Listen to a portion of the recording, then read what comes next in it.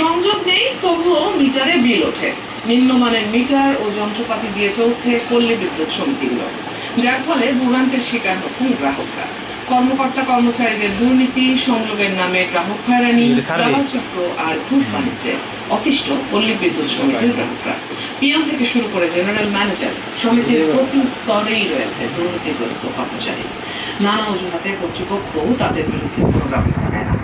আহসান হাবিব টিটুর ছবিতে সবুজ মাহমুদের ধারাবাহিক প্রতিবেদনের প্রথম পর্ব আছে। মিটারটা অবস্থা দেখেন, এখন তো কোনো সংযোগ নাই। হ্যাঁ, মিটারটা পুরাই সংযোগহীন অবস্থা আছে। এরপরও দিচ্ছেন এটা এই পাল দিচ্ছি, এটা পাল দিচ্ছি মানে এটা আপনার মানে ব্যবহার হচ্ছে আর কি।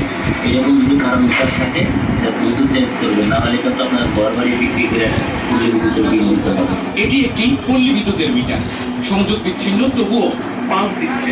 বিদ্যুৎ ব্যবহার না করেই মিটারে বিদ্যুৎ বিল উঠছে। পল্লী বিদ্যুতের আরও একটি মিটার দেখুন, এটি একটি নতুন মিটার। বিদ্যুৎ সংযোগ তো দূরের কথা, এখনো বক্স থেকেই বের করা হয়নি, তবু মিটারটি পালস দিচ্ছে, মানে মিটার বলছে বিদ্যুৎ খরচ হচ্ছে।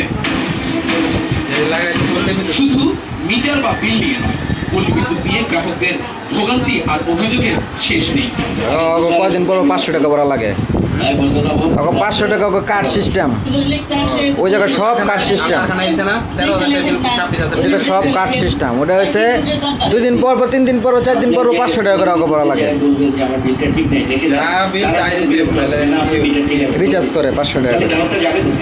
সাধারণ গ্রাহকটা টেকনিক্যাল লোক না, সে তো আর এগুলো জানে না।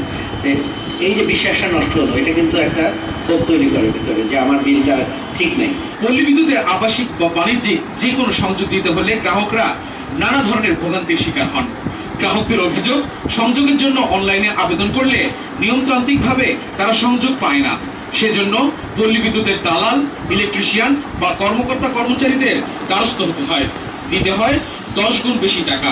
আবেদন করার পর এই যে গ্রামীণ হলে যে ইলেকট্রিশিয়ানরা, আর যদি শহরের হয় তাহলে ছিল অফিসের যে লাইনম্যানরা, এদের দ্বারস্থ হতে হয়। আবেদন করার পর কখনো মিটার নেই, কখনো তার নেই, কখনো লোড নেই। এই যাতায়াতের মধ্যে ফেলিয়ে দেখা যায় অনেক সময় অনেক ঘুষ বাণিজ্য না হওয়া পর্যন্ত তাদের সংযোগ পাওয়া সম্ভব। পল্লী বিদ্যুতের গ্রাহক হয়রানি আর কর্মকর্তা কর্মচারীদের দুর্নীতির চিত্র দেশব্যাপী একই রকম। এবার দেখা যাক গ্রাহকরা কিভাবে ভোগান্তিতে পড়েন। দেশ জুড়ে 45,000-এরও বেশি। এবারের গন্তব্য ঢাকা পল্লী বিদ্যুৎ সমিতির চাপ। সাংবাদিকতার উপরে আমারও কিন্তু প্রশাসন। অর্পণা সরকার মৌ, ঢাকা পল্লী বিদ্যুৎ সমিতি 4-এর একজন কম্পিউটার অপারেটর, আব্দুল্লাহপুর জোনাল অফিসে কর্মরত। কম্পিউটার অপারেটর অর্পণা তার অফিসে বসে গ্রাহকদের সংযোগের আবেদন করে দেন। পল্লী বিদ্যুতের একজন কর্মচারী হিসেবে তার এই কাজ করার কথা নয়। অভিযোগ আছে টাকার বিনিময়ে এই কাজ করে সে।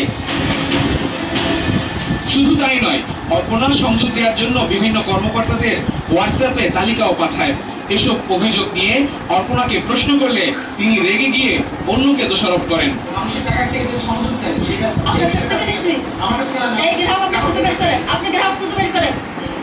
আপনি এই যে কি বলছেন, মুর্শিদা নাকি সুলাইমান বিদেশি, তাদেরকে আপনি নিয়ে আসেন। মেহেদি যে একটা পরকে নিজের বউরেকে বন্ধু নিয়ে সারা নিয়ে আসছেন আমার কাছে।